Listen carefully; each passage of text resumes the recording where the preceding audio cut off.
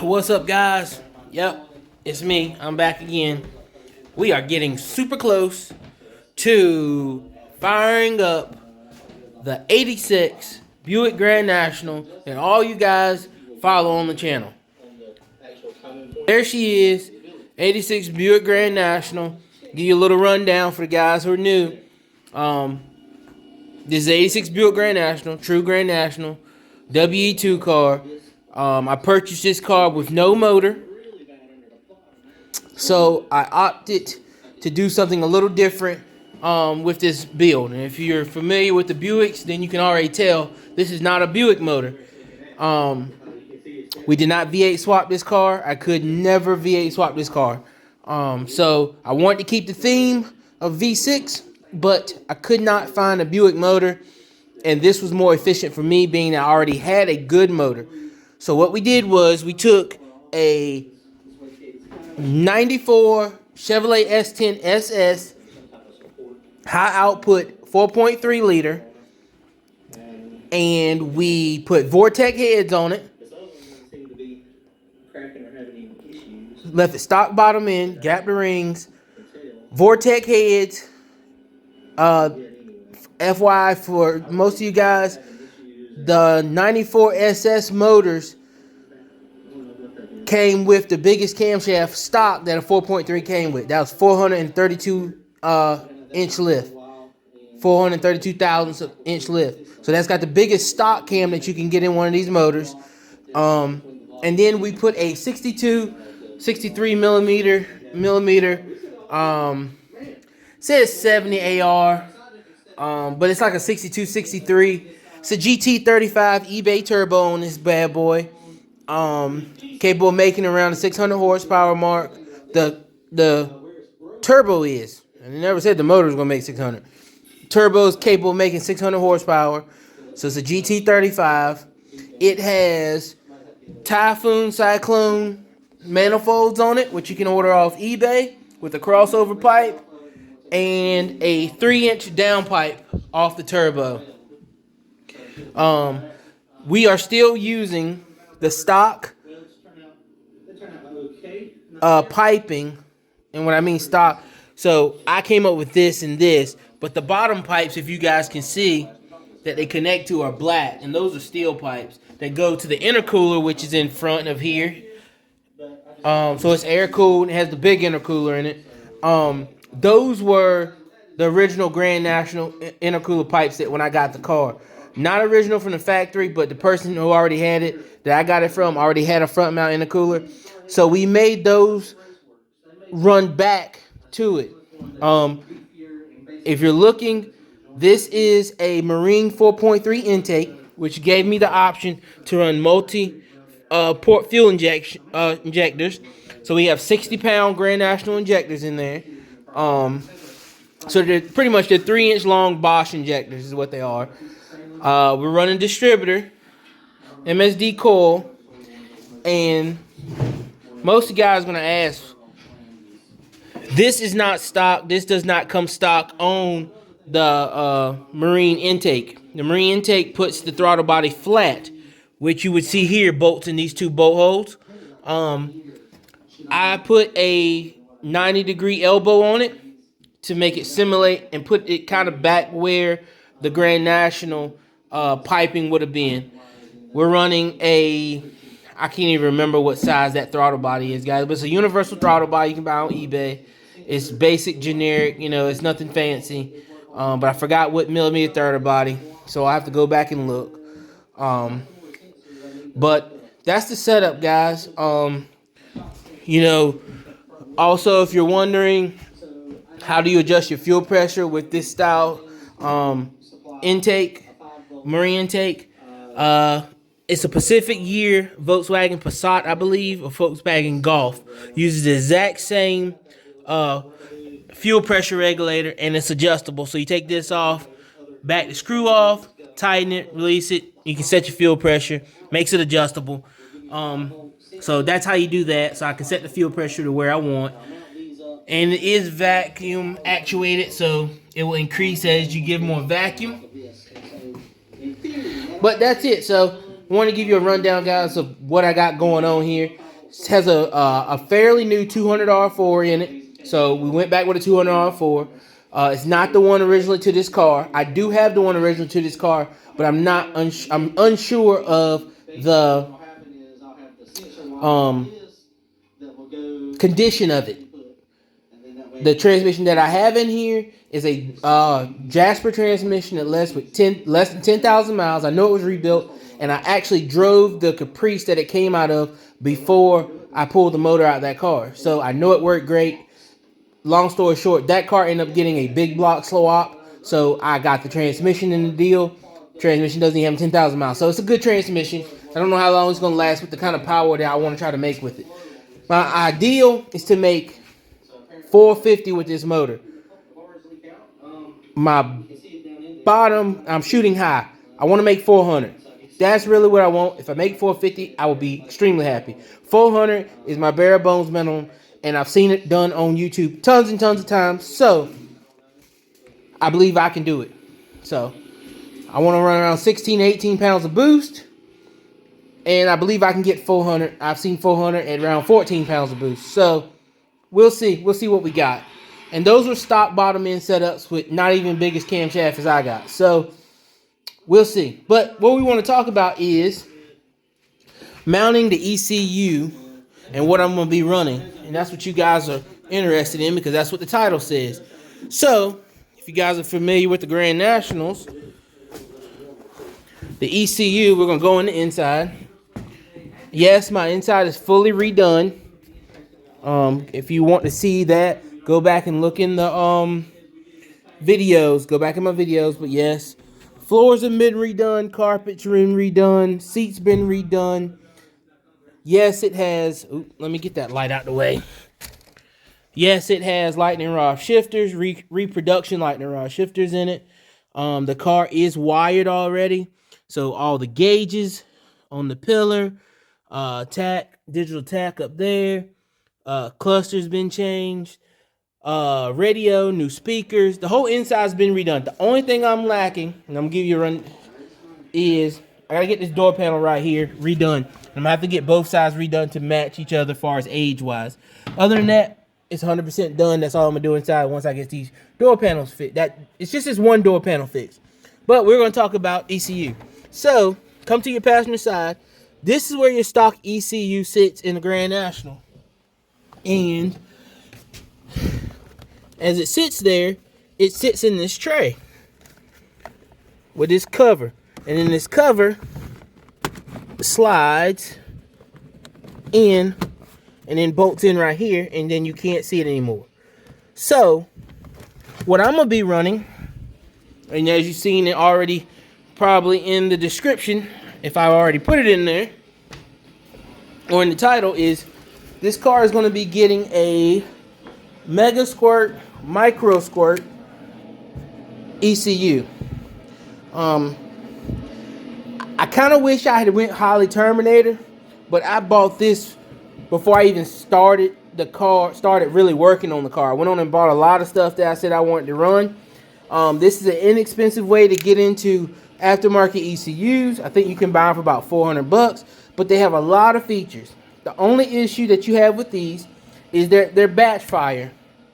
So you can't do individual cylinder fueling or timing. So I can't, I'm not individual coil, so I can't pull out timing with particular cylinders. I can only pull it out across the board. And when I say bank firing, it fires bank 1, which is your driver's side on this motor particular, first, and then it fires bank 2, which is your passenger side, and it fires those injectors all at the same time. Doesn't mean they're always on the compression stroke, but they fire. So tuning's a little different. It's not as precise, but you can still make good power with these things. So, not a bad idea. So what I'm going to do is, let's take this over to the car.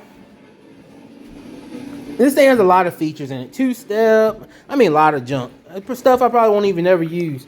Not trying to get too crazy with this car now, being, as you see on the channel, that I have the 89 Mustang drag car. So go check the video out. You'll see that. I just picked that up not too long ago. But my plans, let's see, get this light. I need light in here, guys, for you, but let's see. So you want to kind of mount it. It don't matter which way you mount it, but I do want to mount it upright. I kind of want to do something like this, guys. I want to do something like this, but the issue I'm going to have with that is, you see how the harness comes out? So what I think I'm going to do, and I really didn't want to do this, thought I would be able to tuck it underneath behind it, but it's not going to happen, is I think I'm going to go ahead and self-tap and screw this here. There's not going to be any shock here or anything. So, you know, we shouldn't have to put any rubber isolators on anything.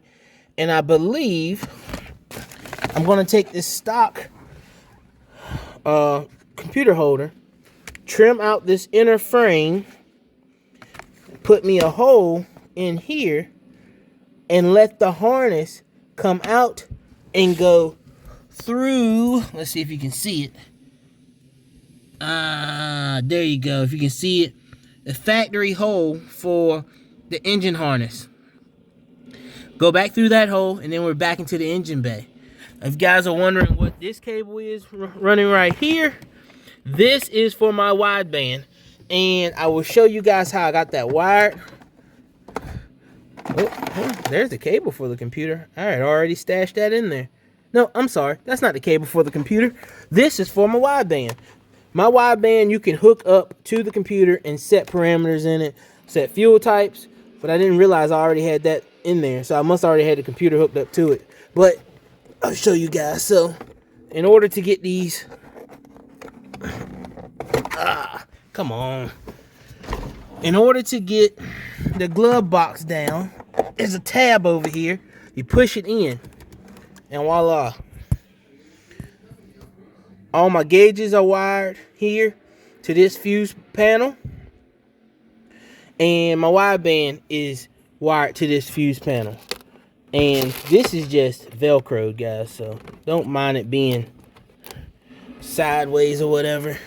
I may go back and actually screw that down, but the Velcro works fine.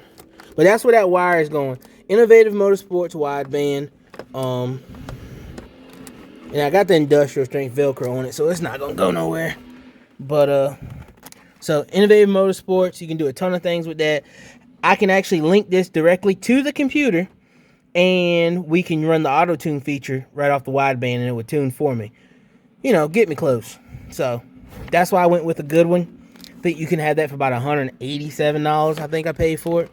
So if I ever want to add any accessories on the inside, all I gotta do is wire them right into there. Don't have to go to the factory fuse box underneath there, because I have power coming from here, and it gets turned on from the factory fuse box. So that's what we got going on there. So we'll get this up, and like I said, there we go.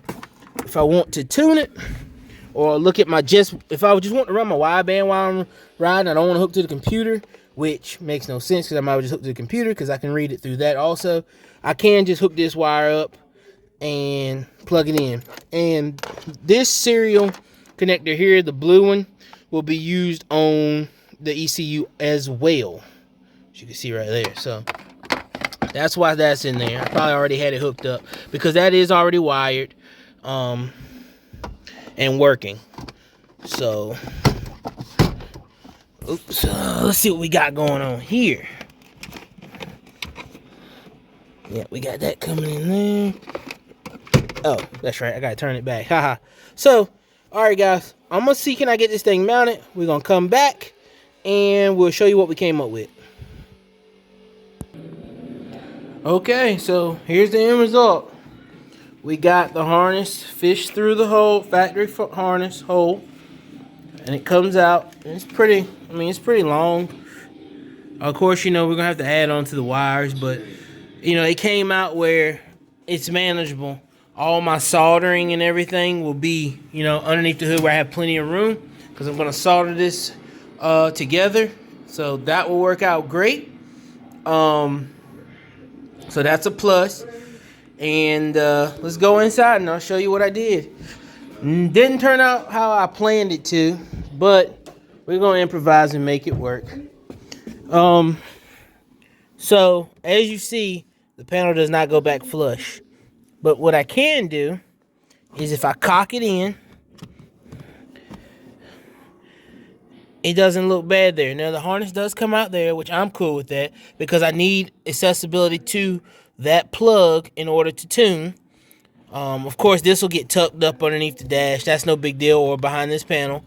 But I can't put the factory screws back in it, as you can see.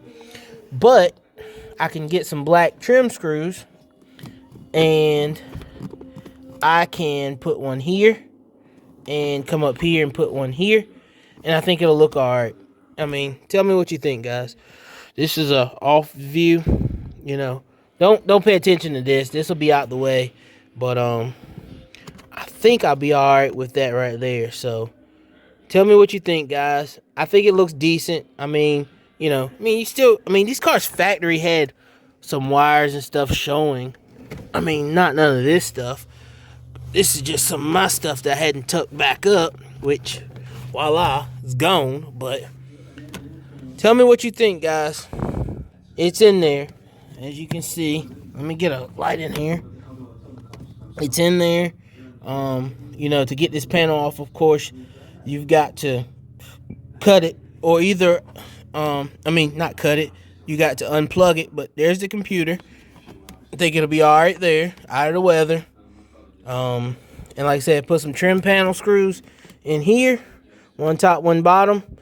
Hold it like I'm holding, and I think it'll, you know, I can even bring it up some, fill that gap up there.